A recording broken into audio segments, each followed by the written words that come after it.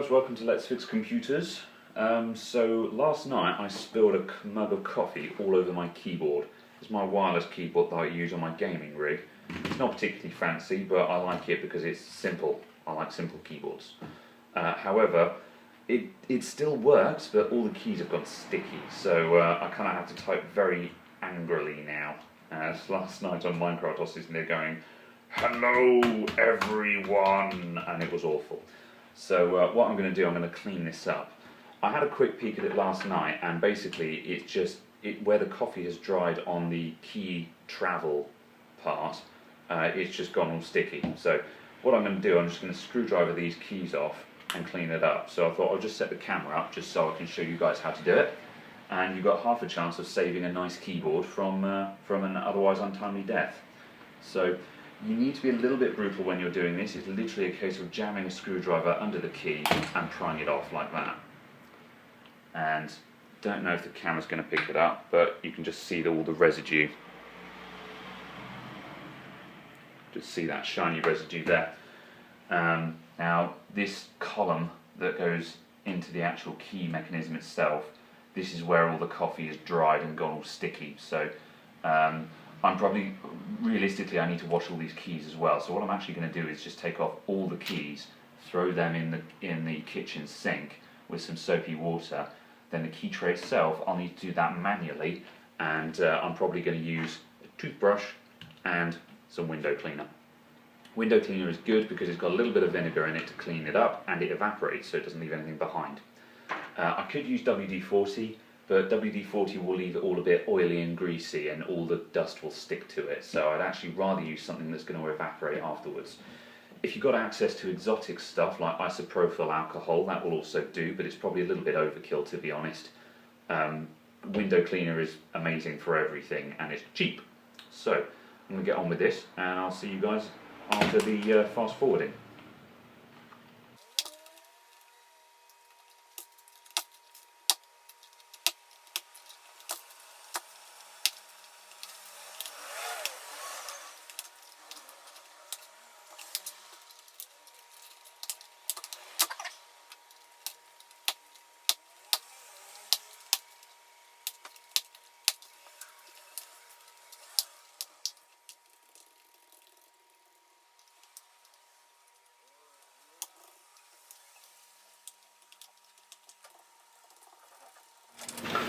Okay, so that's all the keys removed, and so we've got various crumbs and sticky mess behind now.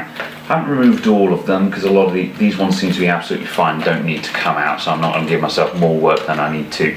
If you're overhauling your keyboard, you can take them out if you want. I am not going to take the effort. However, now what I'm going to do, I'm going to spray this onto my toothbrush rather than straight into the keyboard, because we should be okay with getting some onto the actual button mechanics, but because it will evaporate, but there's no point in tempting fate, so I'm going to be a little bit more gentle. So sprayed straight onto there, shook off the excess, and I'm literally just going to go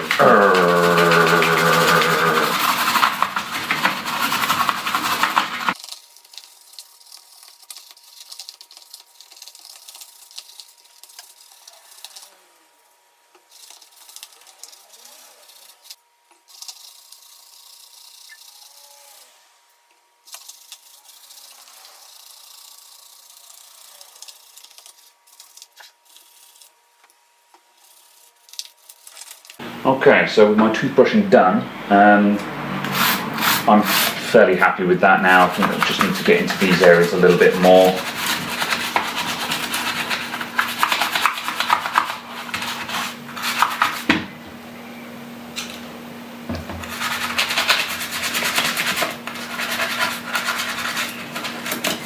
There we go. Right, drying it off. This is a tricky one just because you can't get into the gaps. You could use a brush like this just to brush things clean. I have a 7-bar air compressor that I'm going to use, and I'll just literally just go across it, and that will just blast everything out. Failing that, you may just have to leave it to dry. You won't get quite as clean a finish, but just sort of use what you have available. some kind of soft cloth, or if you can get in there with some tissue, or if you can be asked to use tissue to get in there, then feel free to do that. So yeah, I'm going to hit the air compressor.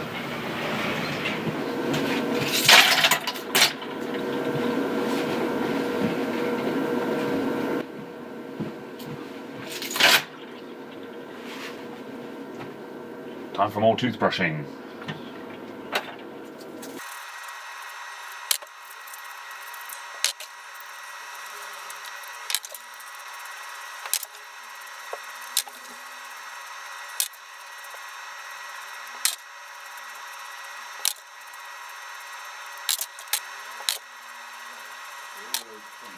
I'm now going to hair dry them off.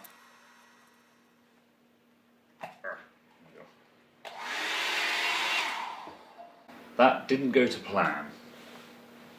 This might be trickier than I imagined. Alright, take two. That's more like it.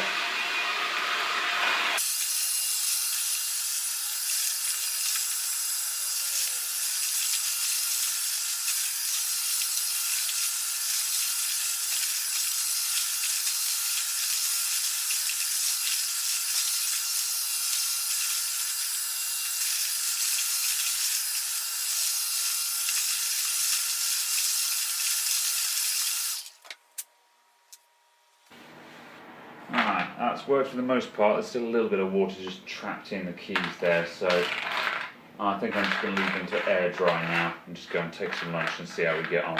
So, back after a screen cut. Alright, so all my keys are now dry and my keyboard is nice and dry, so we're ready to put this thing back together. This is just a simple matter of just pushing all the keys back into place. At this point, I strongly recommend having another keyboard on hand so you can use it as a reference. It makes it a lot easier. So yeah, so off we go. The only keys of note are some of the modifier keys, such as Shift, Space, Enter, things like that. Usually have these little bars on the bottom. It's basically just to balance the load. So if you press on this side of the key, the entire key steps down together. These can be a little bit fiddly on some keyboards. You just have to, most of the time there'll be a sort of channel that the bar fits into, and you have to just sort of work out how that goes in. Oh, there we go, this one goes in from the top, like that. And then just put that in place and just repeat as appropriate. So just do that across the entire keyboard now.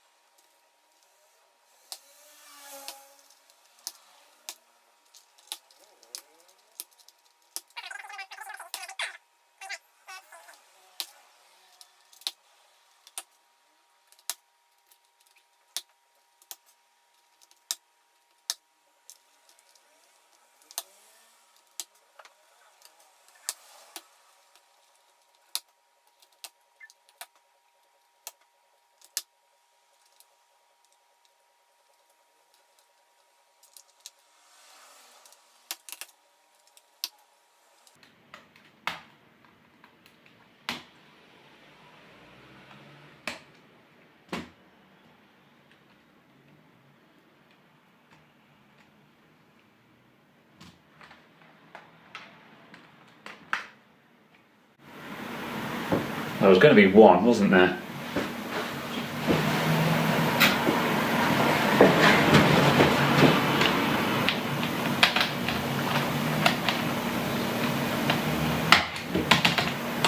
There we go.